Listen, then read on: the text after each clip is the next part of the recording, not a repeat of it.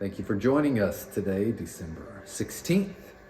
Today's message, turning around. We'll be reading from Jonah, chapter 1, chapter 2, and chapter 3. The Lord gave this message to Jonah, son of Amittai. Get up and go to the great city of Nineveh. Announce my judgment against it, because I have seen how wicked its people are.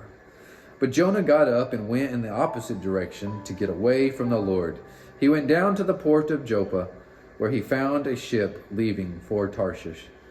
He bought a ticket and went on board, hoping to escape from the Lord by sailing to Tarshish. Now the Lord had arranged for a great fish to swallow Jonah.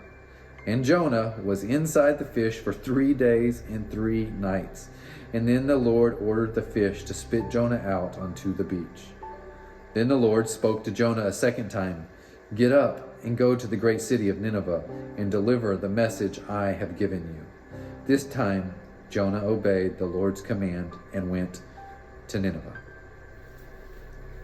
Some days you really just don't want to show up. You don't want to do the hard things you have to do. You don't want to do the very big or even the very little things that God tells you to do. Which is exactly how Jonah felt when God asked him, you know the city of Nineveh? Jonah's eyes got big. Nineveh? Where there are the meanest people ever? Yes, that Nineveh. God smiled. I want you to go to Nineveh and tell the meanest people ever that I have the biggest love ever, and they can choose the unlovely, but my unbeatable, uncontainable, unconditional, unwrappable love won't ever stop coming to undo their very bad and very sad things. And Jonah thought about it for a while, a whole minute, 2 minutes, and ran as fast as he could to find a one-way ticket to sail away from Nineveh. But just as Jonah was drifting off for a nap on his gently rocking boat, the rumble of a huge storm pitched him right out of bed. Jonah woke up wide-eyed. All around him, sailors were hurling bags and blankets and barrels into the crashing waves, hoping to save the ship from going down into the monster dark sea. Sometimes you've got to let go of some things to save the most important thing. But Jonah waved his arms. What you have to toss in is me. The sailors raised their eyebrows like question marks. Really? Jonah nodded. It's the only way you can be saved.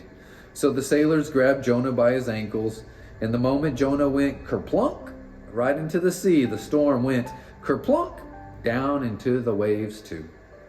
Down into the watery silence Jonah fell, and right into the open mouth of a giant fish.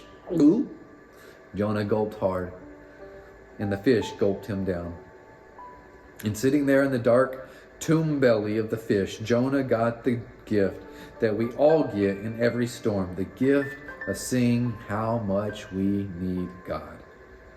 Sometimes it's only when you see that you have very little in your hands, or that you can take hold of God's very big hands. There could ever be a bigger, better gift than getting more of God? Could there ever be? Jonah said sorry to God and turned around right there in the turning and the churning tummy of the fish. You always get the greatest gift when you turn around and go the right way, right toward the smiling waves of God. After Jonah held his nose in the dank, fishy stink for 3 days, the fish gagged loud, and Jonah was hurled up happy onto shore. Ah, Jonah exhaled, saying sorry can be like finally breathing the cleanest air. So Jonah took this deep breath and went to Nineveh and told the meanest people ever that the greatest gift God ever loved them unconditionally and forever. And they turned around and ran toward God and became the happiest people ever. Little did Jonah know that nearly 800 years later, another man would board a boat and sleep right through a rocking and rolling storm.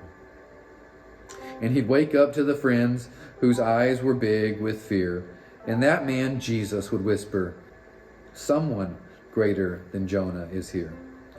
Because Jesus didn't calm just one storm, but all of our storms. Jesus throws himself right into our angriest storm so he can calm our ugliest days. Since Jesus came to save us, there isn't a storm big enough to scare us. What if you believed the miracle of a wild storm and a wilder resurrection right out of the belly of a fish? What if you believed the even bigger miracle of God coming as a baby, going to the cross, and God raising him from the dead? Just like that, coming out of the tomb after 3 days.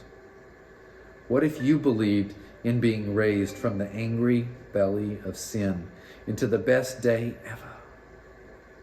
Just go ahead and whisper sorry, and you'll see the miracles start to happen. What's one thing that you would like to say sorry for?